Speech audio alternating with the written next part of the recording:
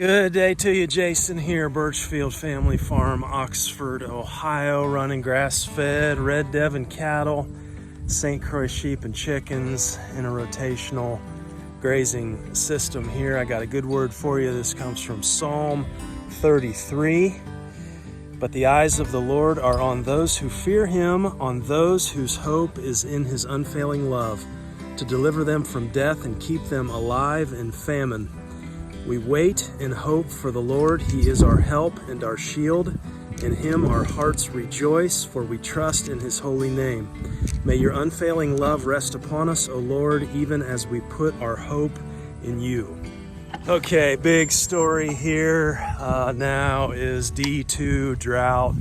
We've been upgraded to a D2, most of our county has anyway.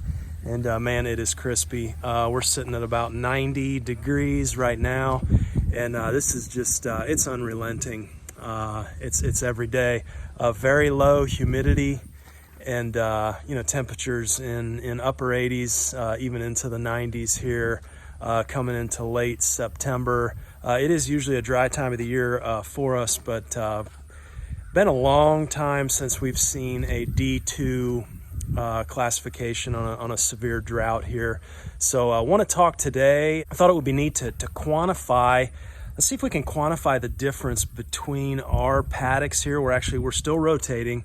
We'll talk about that. We'll talk about strategy, but quantify the difference in our pastures in the set stock grazed area. I just want to show the difference as we are in this drought. It's kind of exposing these two systems and really the main differences here. So we need to do a sheep and cattle move. So let's head out there and get into it. Okay, checking in on this sorghum real quick here. These are two of Mama's raised beds. You guys know we have grazed this 3 times. And that sorghum Sudan grass is like what drought, right? I mean, what are you talking about? Just incredible. You can see leaves are starting to curl. Definitely, but well, I'll tell you, they talk about this stuff being drought tolerant, and they're absolutely right. So Mama's wanting to let this keep going here, not wanting to graze it now. These are the garden, again, her garden beds. We'll do garlic in these in the fall here. So we'll let this continue to grow, shade that soil, continue to develop that microbial life underneath the soil here, and then might put the little ram lambs in on this again, give them a nice treat. I don't know, we'll figure it out, but pretty cool on the sorghum here. Look how green that is. So when we talk about the difference between these two systems here, our rotational grazing system and then the set stock grazed area, again, interesting to me because there is all of the variables are the same, but there is such a difference between the two, and that the only difference really is management style. Neither one's being irrigated. It's just a matter of how we're running animals, and it's so neat for me to observe those differences and really to learn. We're not experts here, but we've been doing this for a few years and have seen some really stark differences in the two systems. So we're going to be talking about 4 main ways that I quantified or I measured the difference here between it's actually our paddock 6. We'll head out here and at the set stock grazed area where our automatic water sits. And in that area, again, cattle are just allowed to come and go all the time there, and they're never restricted. There's no rest. So the 4 primary ways we're going to be quantifying that is number 1, soil temperature. We'll compare soil temperature. We'll compare soil moisture. We got a soil moisture meter. We'll get a microbial count on both sections, and then we'll do a water infiltration test. And we'll talk through each one of these, and then also talk about this drought and just kind of some ways we're looking at this and some strategies that we can hopefully employ to move through the severe drought here. Cattle and sheep are on paddock 5 here. We need to get them moved over into cattle hanging out in the shade there. Need to get them moved over onto paddock 6. You can see 6 that we're coming onto. I'll tell you, this is not too shabby at all for being in the situation that we're in. Some of this is really tall. Still got some green here. You know, hopefully Sam can get some overhead shots for us here. We'll be able to see a pretty stark contrast here between the set stock grazed area.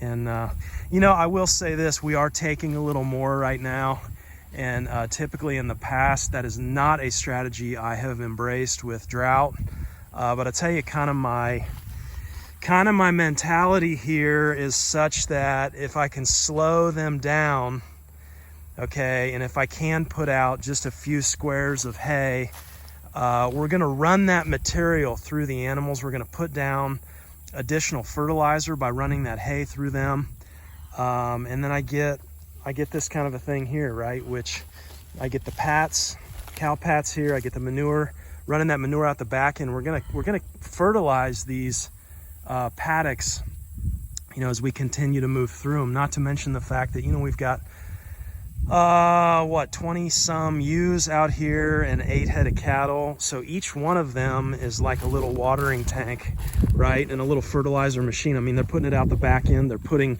moisture down, and so obviously it's not enough you know, to keep your paddocks watered or anything like that, but we are putting down something. We're leaving something behind in that manure. And kind of my thinking here, I think there is a difference between spring and fall drought. We've had both just in the last 2 years here, which is a whole nother conversation. But last year it was spring drought, and in spring drought I am not doing any more than taking half and leaving half, and that worked out really well for us because it held that moisture in.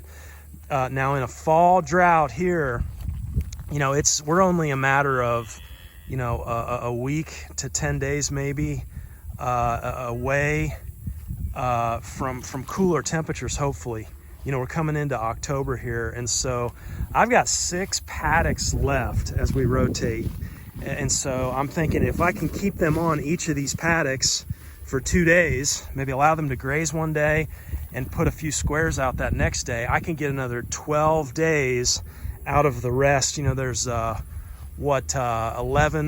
paddocks here, 6, 7, 8, 9, 10, and paddock 11 there. Then I can get another 12 days, right? I can get another 12 days out of the rotation here, stretch it a little bit. You know, yeah, we might have to feed out a little bit of hay, but that's going to give them some grazing, and I think it's going to give them some good stuff here. And then, you know, we've talked about this before, but it's all about buying time. Drought is.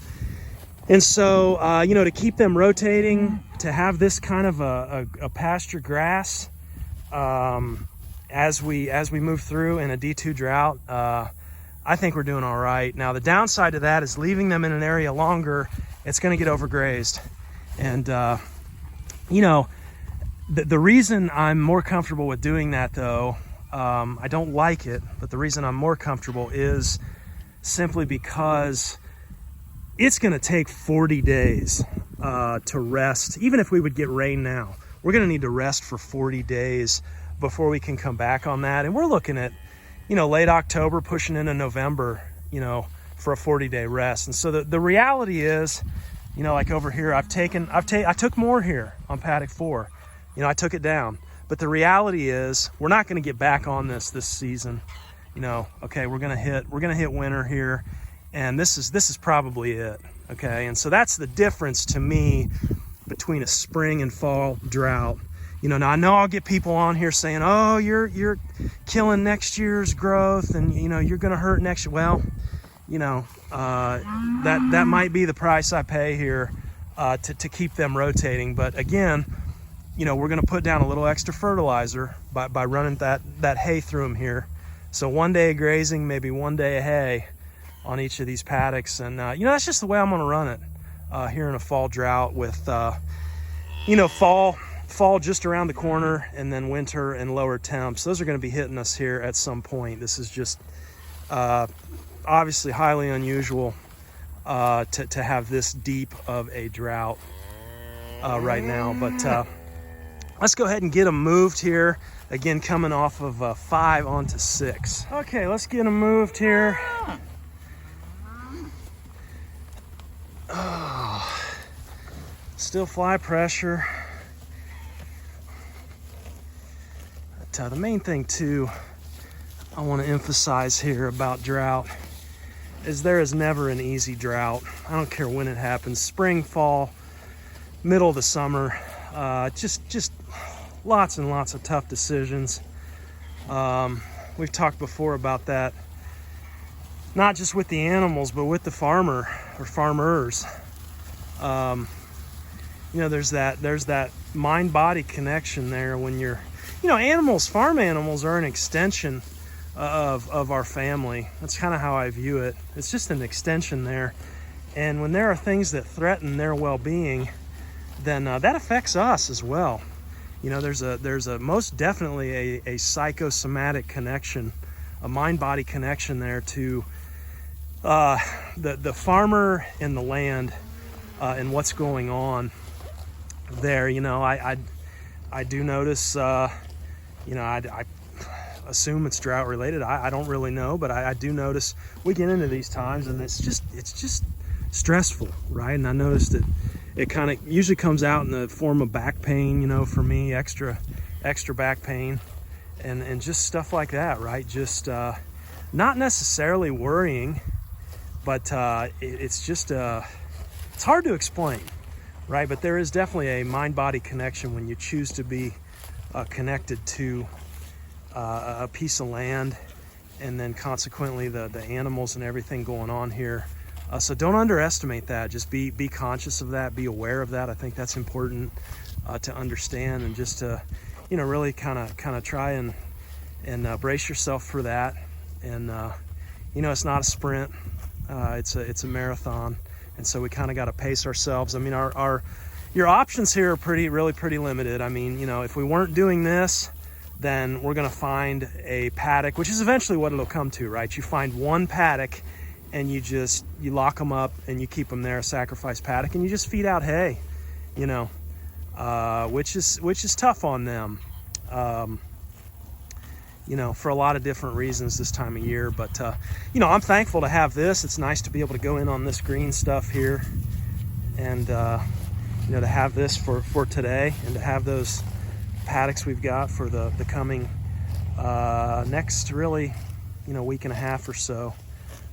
Again, all about buying time. You know, so what are our options? So you pin them up basically in a paddock, and you keep that as a sacrifice paddock, and you feed out hay, right, till you get some rain and things start growing again. And then beyond that, it becomes about destocking. You know, you gotta sell animals. I haven't talked to our local processor, but I bet he's swamped. I bet he's very busy with folks. You know, I think we're getting to that point here of you know, folks needing to destock. It's getting that bad. I had a friend text me today. There's a burn ban out now. Apparently the state parks have put out. So Ohio, you know, you look at that map of Ohio, it's real bad. And, you know, we're not even in the worst of it. I think there's some of that, the highest categories of drought there, especially southeastern Ohio. So we could use some moisture, that is for sure.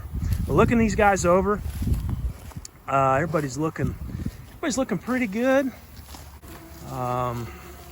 Yeah, all are looking good. Sheep seem to be staying in fairly good body condition. I don't see anybody that's dirty, really dirty on the back end.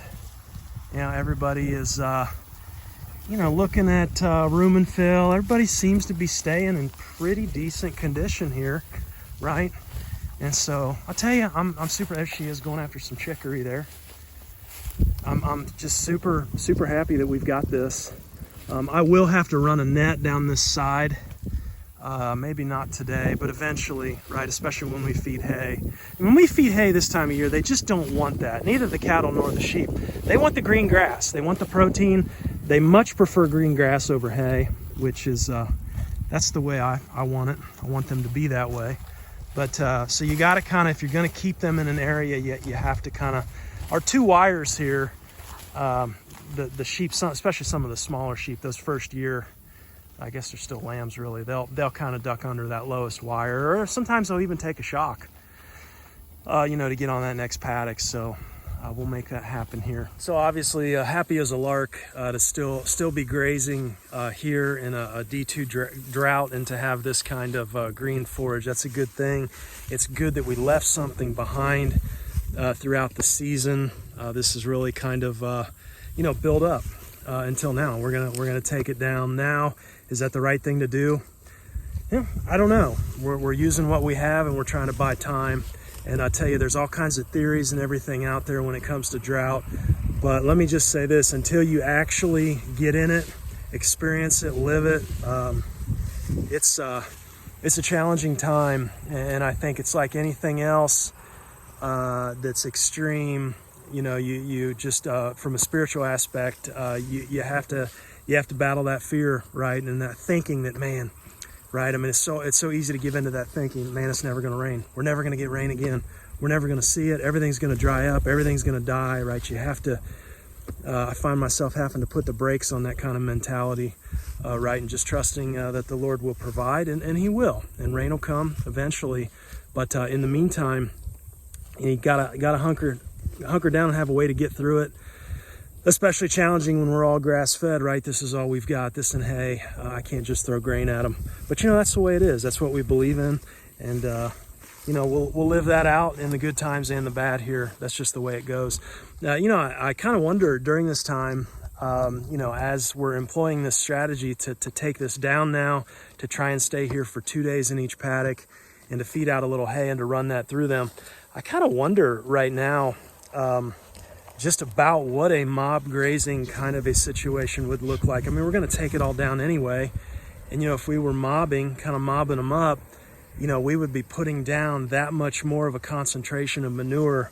You have to understand, everywhere there's a manure pat out here, you're going to preserve the moisture underneath that pat. And so I kind of wonder, is that a strategy, at least for right now? Again, I wouldn't take everything in a spring drought or even coming through the summer, but this late in the season, we're going to do that. But if we mobbed them up now, could you run hay through them as we continue to rotate? And could we put down I guess maybe kind of disgusting to think about, but more a thicker layer, or just a more concentrated layer of manure here that would cover more surface area, maybe is what I'm trying to say. Is that a strategy? Could we do that? And would that preserve moisture underneath to keep that microbial community and the earthworms and everything going? I don't know. Possibly, weigh in here if you've done that, or what your thoughts are on that. Let us know. One of the other options too, in thinking through this, and something I thought of, is we could actually go ahead and just pin them now, put them in a sacrifice paddock up front, and we could start feeding hay out now, and then not overgraze these paddocks, but let them continue to rest here. This here, I think we're at about 40 days on this here, and we could continue to let it go like this. And in a perfect world, that would probably be the best solution. Or let me say this, in a spring or a midsummer drought, that's probably what I'd do. I would not overgraze it. But a lot of times, I was just talking to another farmer about this. Matter of fact, it's a farmer that does the hay in the back, and we were both kind of agreeing on the fact that, a lot of times you'll see grass go backwards, just depending on how far into drought we get here.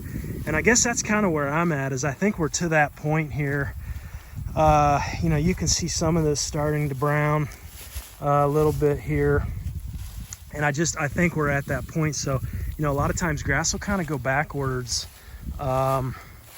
in severe drought anyway. And we're there. We're to that point. And so I think that's another reason why, at least for a fall drought here, that we're going to go ahead and take this while we can, right? Take it while we can, keep the animals in good shape, and then deal with things on the other side of this 12-day graze period here in these paddocks. As we move here and let these guys settle down, I did want to talk about these metrics. We did take some, somebody left a comment on one of the last few videos, and I thought, that would be interesting. We can see the difference from the sky in the two different systems, right? I mean, it's definitely greener over here, more lush, and that's good. We can tell that from an aerial view from the eye, but I thought, we should actually quantify that. What measurements could we use to quantify that? And there were these four main metrics. We'll start with soil temp. And on the set stock grazed side, took a temp yesterday about 5 p.m., again around 90 degrees. That set stock grazed side, we were up right around 90, 91 degrees soil temp, right? Putting a temperature probe in. And then over here, this was right in paddock 6 that I did that. We were like 20 degrees cooler. I mean, like 70, 71. I thought, man, that is really, really interesting, right? And what does that mean? Well, that means kind of launching us into number 2 here, soil moisture, right? We've got a soil moisture meter. If it's cooler, then you're most likely hanging on to more moisture, which actually was the case. We were measuring, moisture meters just got a numbers on it, and I don't believe it's logarithmic. It's just a scale, okay? And we were up around 4 to 5 over here in our paddock on that soil moisture meter. Over here, I mean, we were hitting like 1 and 2. So that kind of confirms, we're able to quantify that, okay, yeah, we are hanging on to more moisture. Number 3, we did a microbial count. We use a microbiometer, okay, and we did a test, took some soil, 3 different samples from the set stock grazed side, 3 different samples from paddock 6 here. And I wanted to see paddock 6 be a little bit higher, but nonetheless, we were 30% higher on the microbial count over here on paddock 6. So I thought, okay, increased microbes, cooler soil temperature, more moisture. We've established all that. And then I decided to do a water infiltration test. And this basically is just a 6-inch ring. You use 444 milliliters, and that's going to simulate a 1-inch rainfall event. And then you time that to see, how long it takes to infiltrate. Now, here's what threw me. Over in the set stock grazed side, where it's eaten down to almost bare dirt, man, that water soaked up quick. First time I did that test, it was like a little over a minute. I thought, man, there is no way this is right. Because I came out here and did our test in paddock 6, and it was like 18 minutes. And I thought, wait a minute. Now, why would we be infiltrating quicker on the set stock grazed side when that soil is not in as good of condition as? And so I went back and read the test and just kind of followed up on that. And they said if you are in really dry conditions, you need to do an initial pouring of the water and let that soak, and then come back and do it a second time and try again. I thought, okay. So I did that, and even with doing that, it was still it was under 5 minutes here that the set stock grazed section took to drain. And again, 18 to 20 minutes on paddock 6 here. And, they've got a chart for this. I'll put that up here. And I'll see if I can put some links to the equipment we use too down in the description here on these 4 tests. But this just really surprised me. They've got this chart here that you can take a look at. And I think, anything under 30 minutes, I think we're infiltrating in that 2 to 6 inch, 2 to 6 inches of rain per hour. I believe is what we're infiltrating with a time under, I believe it's 30 minutes here. You can look this chart over. We've proven that paddock 6 has more moisture, and I guess if it does have more moisture, then it's going to take longer. Anyhow, it may have been a mistake. Long story short, it may have been a mistake to try this water infiltration test during a drought, okay? So it may not really, we're probably off on true numbers here, but nonetheless, we're not at the top of the list here for paddock 6 on water infiltration, but I feel like it's decent. But definitely soaking up a lot more moisture, or able to, according to the test on the set stock grazed side. But I guess kind of backwards from what I thought it would be. I figured we'd be higher in organic matter out in 6, and so we would have a better infiltration rate, but that's not the way it turned out. So kind of interesting. Maybe you're somebody that deals with water infiltration tests. Leave a comment. Tell us what you think on that. Even though paddock, the set stock grazed paddock where cattle are at all the time, even though it seems to be not in as good a shape right now, it's infiltrating water much faster. Just we're hanging on to more moisture in 6 here. But leave me a comment if you know anything about it, or you have any other ideas on that. But pretty interesting, right? We're able to quantify those 4 measurements and actually prove that yes, the rotation, resting the ground, is actually better for the grazing situation here. And then, you know, the proof's in the pudding. We're able to continue rotating here. We've got really green, lush stuff here in a D2, and so, you know, I think some type of a rotational grazing system where you're resting ground, that is the point here. You've heard me say that over and over, but that's the point I want to drive home. If you could put in a little extra effort, let your ground rest. We've talked about it, you know, usually letting it rest twice as long in the fall than in the spring. Got daylight that's waning, moisture kind of wanes this time of year.